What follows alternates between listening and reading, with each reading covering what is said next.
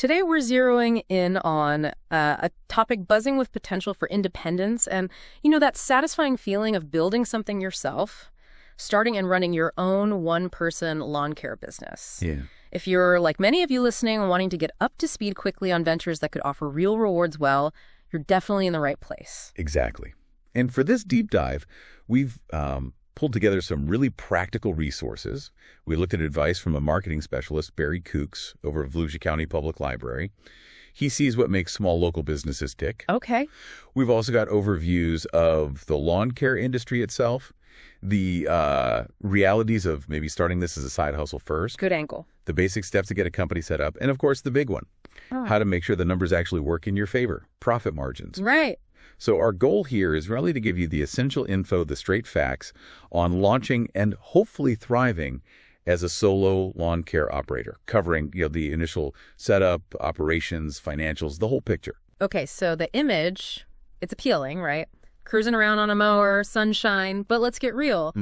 Before you even think about finding clients, you kind of need to look inward first, don't you? It's not just about wanting to be the boss. No, definitely not. It's about having the right stuff, skills, and maybe even a genuine passion for this kind of work. Absolutely. I mean, being physically fit enough, that's sort of a given, but our sources really emphasize needing some actual hands-on know-how. Like what specifically? Well, have you actually used different kinds of lawn equipment? Are you comfortable, say, doing basic maintenance to keep your tools from breaking down? Mm-hmm. And maybe surprisingly, even a little bit of understanding about basic landscaping design, just knowing what looks good that can really make your service stand out, add real value. So it's more than just pure muscle power. What if someone's really keen but maybe hasn't spent, a ton of time with professional mowers or trimmers? Is that a non-starter? Oh, not at all. Not a deal breaker. Our research points to things like local extension services or community workshops. They can be fantastic for building up those specific skills. Okay, so there are ways to learn. Definitely. Think of it like an investment, As Barry Kooks often points out, the more you know, the more value you bring. But it's not just the technical side either. Right. You're going to be the face of the business. So those interpersonal skills, how you talk to clients, how you network to find new ones, how you basically sell yourself, there, just as critical. Okay, makes sense. So you've checked those boxes, you've got the aptitude, the drive. Yeah. Now, how do you start making this into an actual business? This is where that business plan idea comes in. And honestly, it can feel pretty intimidating. It really can feel overwhelming. That's often a sticking point for people. But like Barry Kooks at the library often tells folks starting out, your initial plan doesn't need to be some massive 100-page document. Goodness. Yeah. Think of it more like answering some basic but really important questions for yourself first. Yeah. Like realistically, what kind of consistent monthly income are you aiming for? Okay. What's the absolute essential equipment you need right off the bat, and what's that going to cost? And crucially, how are you planning to find those first few customers? What's the initial marketing thought? That sounds way less scary. Just focusing on those core things to begin with. And if you decide later you need something more formal, are there resources for that? Oh, definitely. Libraries, like Volusia County Public Library, often have free programs, templates, workshops to help you build out a more detailed plan if you need it. Good to know. And if you do go that route, a typical plan would include an executive summary, the big picture view. You detail your company description, you'd analyze your local market, see who the competition is, outline your sales and marketing strategy, explain your day-to-day operations, how you'll manage things, and maybe the most important part, financial projections, usually for at least the first 3 years. Right, the numbers. Exactly. As Barry Kooks stresses, those financial projections are absolutely vital. They tell you if your whole idea is actually sustainable, if it can make money. You got to see if it works on paper before you sink a lot of cash into it.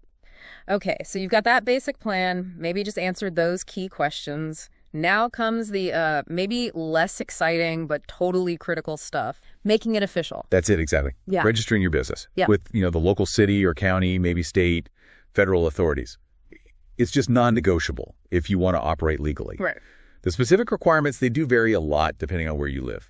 But generally, you're looking at registering your business name, getting a tax ID number, and figuring out any necessary licenses or permits for your area.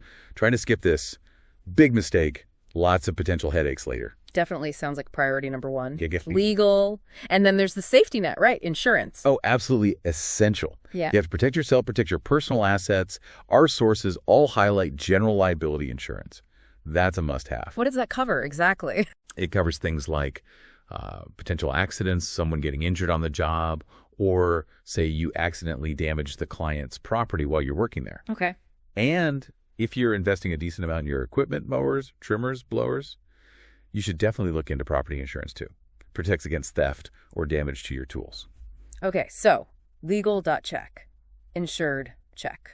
Now, for the fun part maybe, getting the tools. Yeah. What are the absolute basics you need to get started? All right, yeah, the tools.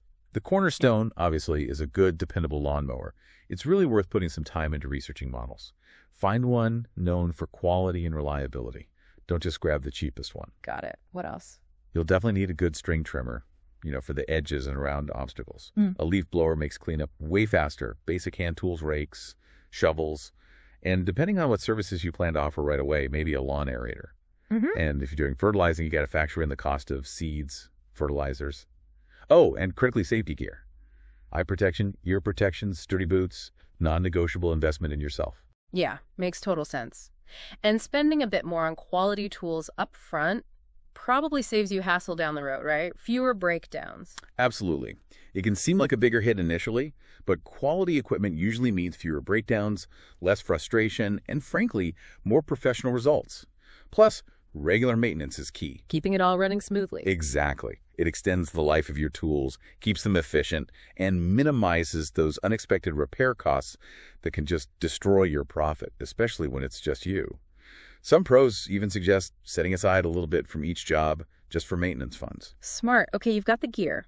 Now, how do you figure out what to actually charge people? This feels like a really critical piece.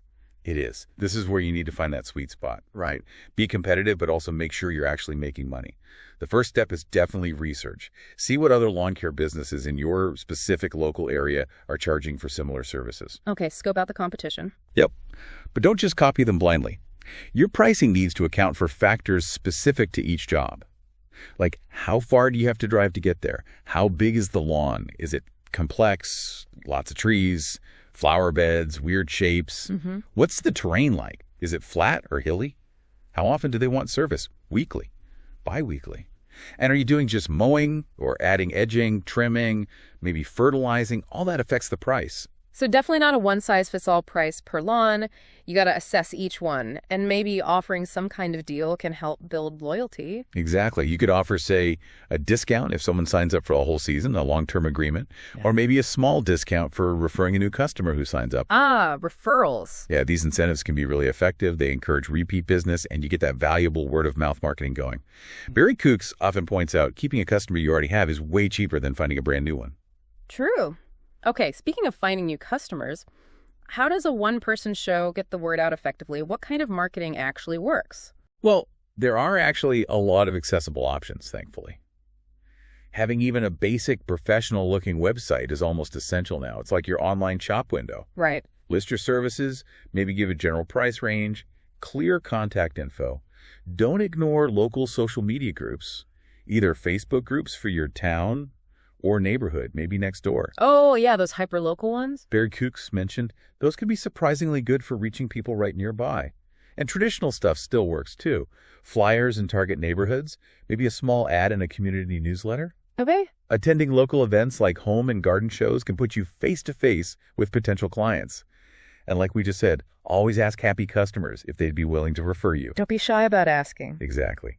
And finally, even simple things like magnetic signs on your truck or car turns your vehicle into a moving billboard while you're driving around. Those are all really practical, doable things. Mix of online, offline. Like say you use those strategies, you land some clients. Now it's all about keeping them happy, right? So they stick with you.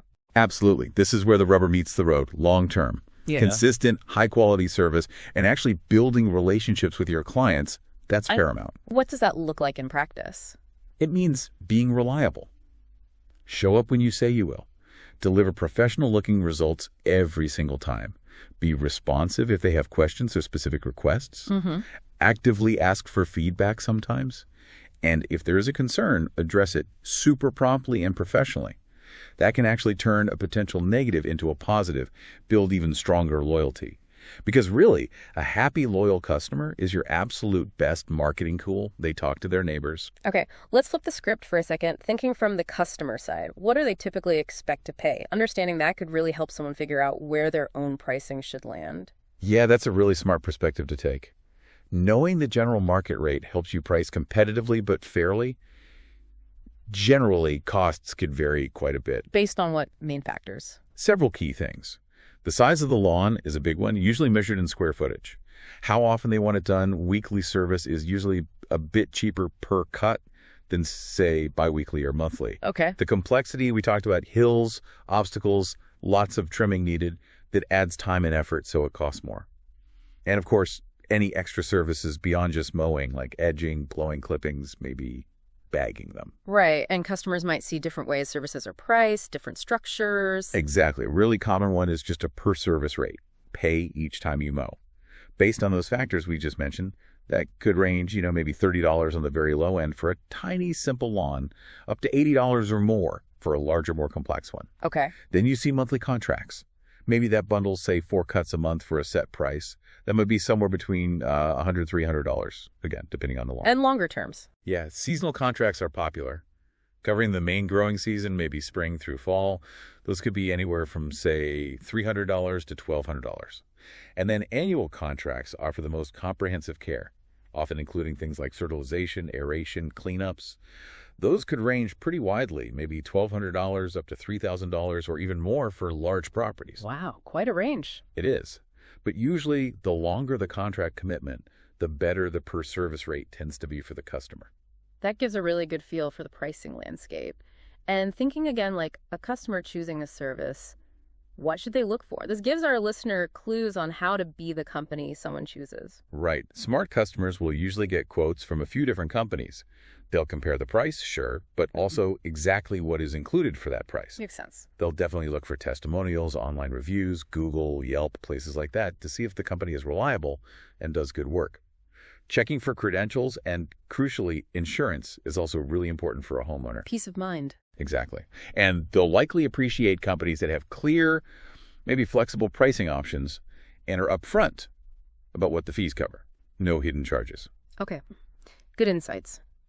Now, what about someone who's intrigued by all this, but maybe not quite ready to, quit their day job and go all in immediately? Is lawn mowing a decent side hustle to test the waters? Oh, absolutely. It comes up a lot as a great side hustle option for a few key reasons, really. The initial investment, especially if you start small, can be relatively manageable compared to other businesses. Mm-hmm. It offers a lot of flexibility. You can often schedule mowing jobs around your main job, evenings, weekends. Mm-hmm. There's definitely potential to earn good extra income. Yeah. And as you get experience, maybe build a small client list, you can always choose to add more services later if you want. Plus, like we mentioned, in most places, there's pretty consistent seasonal demand. People always need their lawns cut in the summer. Sounds pretty good, but I'm guessing it's not all easy money, right? Ah. What are the challenges, the realities of doing this part-time? Definitely some important things to be aware of. It is physically demanding work. Even on the side, it takes a real time commitment, especially during peak season when grass grows fast. Right. You still have those initial startup costs for equipment, even basic stuff. And you're responsible for keeping it maintained, fueled up. And this is important, even as a side hustle. You still need to check your local rules. Permits, licenses, insurance might still be required. Yeah. You can't just assume you can skip that because it's part-time. Good point. Don't fly under the radar legally. So if someone does want to try it on the side, what are the very first, most practical steps? Okay, step 1 is definitely getting the essential tools. Maybe you start with a good quality push mower if you're just doing smaller yards, a trimmer, a blower. Don't forget the safety gear Trimming care. to figure out how you'll transport it. Your car trunk, a Right. small trailer. Okay, tools first. Then figure out your pricing. Do that local research we talked about. See what others charge. And then you got to start marketing, even on a small scale. Tell friends, family, neighbors. Post on those local online groups. Maybe print some simple flyers for your neighborhood. Word of mouth is huge for starting out. Makes sense. Start local, start small. Any quick tips for making that side hustle successful? Yeah, a few things. Absolutely focus on providing really top quality service from day one. That's how you get those crucial early referrals and repeat customers when you don't have a big marketing budget. Right. Manage your time really well. Don't overcommit, especially if you have another job. Prevent burnout. and maybe stay somewhat updated on basic lawn care trends or best practices. Even checking resources from groups like the National Association of Landscape Professionals can give you good ideas, even part-time. Okay, cool. So let's say someone does that. They try to side hustle. They like it. Maybe it grows. And they decide, okay, I'm ready. I want to make this a proper, maybe still small, but a real lawn mowing company. What are the ground up steps then? All right, making the leap. The first big step often involves upgrading or solidifying your equipment. That basic push mower might not cut it anymore if you're going full-time, doing more lawns. Investing in a commercial-grade mower gas, maybe even battery these days, is usually a smart move for durability and efficiency. Okay, better gear. Beyond the mower, definitely a high-quality string trimmer, a powerful blower, and an edge that really gives that crisp, professional look that clients appreciate. Mm-hmm. And as you grow or want to offer more, then you might think about adding things like a hedge trimmer, maybe a chainsaw for small branch removal, an aerator, and probably a dedicated trailer to haul everything efficiently. So investing in more robust tools is key. What's next in building that basic company structure? Developing a real marketing strategy becomes more important. Start by really defining your brand. What's your business name going to be? Maybe get a simple logo designed. A tagline? Okay. Get professional business cards and maybe flyers printed. The Small Business Administration, the SBA, actually has some great resources online for branding and marketing materials for small businesses. Oh, good tip. And definitely establish that online presence. A simple website is great, but at minimum, claim your Google My Business profile, maybe Yelp. People need to be able to find you easily online when they search for lawn care near me, and use social media show photos of your great work. Right, be visible online. It sounds like even if it's just you need to think like a bigger operation when it comes to branding and marketing. We touched on pricing before, but any specific thoughts when setting prices for a more formal company structure? Yeah, you need to get a bit more systematic. Beyond just knowing competitor rates, really analyze how much time each type of job realistically takes you. Include travel time, setup, cleanup, everything. Okay, track your time. Clearly define how lawn size, the condition of the lawn, is it overgrown, and service frequency will impact your price. And definitely think about offering price breaks or package deals, like weekly service gets a slightly better rate than biweekly. That encourages regular, consistent income for you. Good incentive. And finally, the part people might dread but can't ignore, the formal legal and financial setup. Absolutely critical for a real business. You have to officially register your business. Decide on the structure. Are you a sole proprietor? Maybe form an LLC for liability protection. The SBA has guides on choosing a business structure too. Okay. Get all the required local and state licenses and permits. Don't guess, find out exactly what you need. Then, insurance. Talk to an insurance agent who understands small service businesses to make sure you have adequate coverage. General liability, maybe commercial auto if you have a dedicated truck, equipment coverage. Get professional advice on insurance. Yes. And taxes. Understand your tax obligations from the get-go. Federal, state, maybe local. Mm-hmm. Consider talking to a tax professional early on. It can save you so much stress and potential money down the line. Okay, wow. So you've done all that.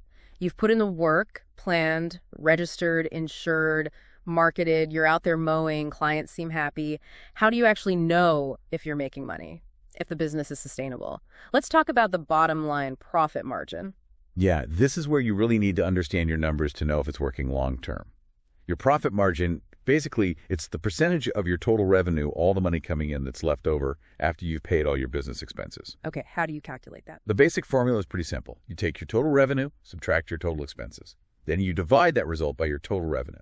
And finally, multiply by 100 to get the percentage. Got it. Revenue minus expenses, divided by revenue. Exactly. So for a lawn business, revenue is all the money from mowing, trimming, maybe fertilizing jobs. Expenses are things like fuel, oil, mower maintenance, repairs, insurance premiums, marketing costs, maybe software fees, phone bill, everything it costs to run the business. Okay, so what are the big things that really influence whether that profit margin percentage is high or low for a lawn care business? Several factors really move the needle.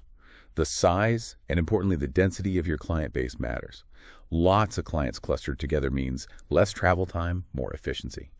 Rote density. Exactly. Your pricing strategy obviously is huge. Too low, and you won't make enough profit. Too high, and you might lose customers.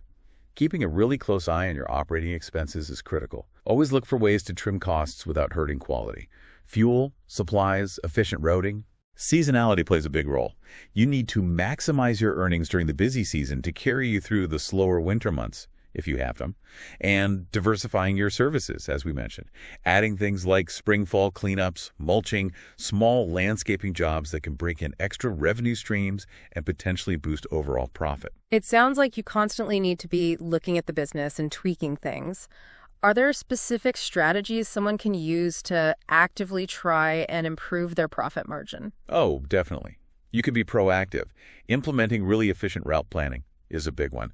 There's software that can help optimize your daily routes to minimize driving time and fuel costs. Okay, route optimization. Investing in quality, maybe more fuel-efficient equipment, yeah, it costs more upfront, but lower fuel consumption and fewer breakdowns save money in the long run. Smart marketing, not just spending money, but focusing it. Maybe targeting specific neighborhoods known for needing lawn care or running promotions for existing clients to add service. Consider joining industry associations. They often provide resources, educational materials, maybe even discounts on supplies or insurance. Plus, networking. Good idea. And maybe the most crucial thing, regularly review your financial performance. Don't just look at your bank balance. Track your income and expenses carefully, maybe using simple accounting software. Use that data to see where the money is going and where you can make improvements. Make decisions based on numbers, not just gut feeling. So pulling this all together then, it really sounds like starting even a one-person lawn care business. While it might seem simple from the outside, it actually requires a lot of careful thought and planning across, well, a whole range of different areas. Precisely. Yeah, it's not just about liking mowing lawns. You've got to be honest about your skills, put together at least a basic plan, navigate all the legal stuff like registration and insurance, invest smartly in your equipment, figure out pricing that works, market yourself effectively. That's a lot of hats to wear. It is. And underlying all of that is the commitment to doing great work for your clients and really managing your finances diligently so you can actually achieve a healthy, sustainable profit margin. That's the goal. But for someone who really is looking for that independence, who wants to build their own thing, maybe be outdoors more, and achieve some financial success on their own terms, it definitely sounds like it can be a really rewarding path if you approach it strategically like you've outlined. Absolutely. It holds a lot of potential. Right. And maybe just to leave you with something to think about. Yeah. Consider this. What unique value, what special skill or service could you bring to your lawn care business? Something that would genuinely make you stand out from the crowd in your local area. Because finding that unique edge, that's often key to building those loyal, long-term customer relationships that really sustain a business. That's something worth mulling over.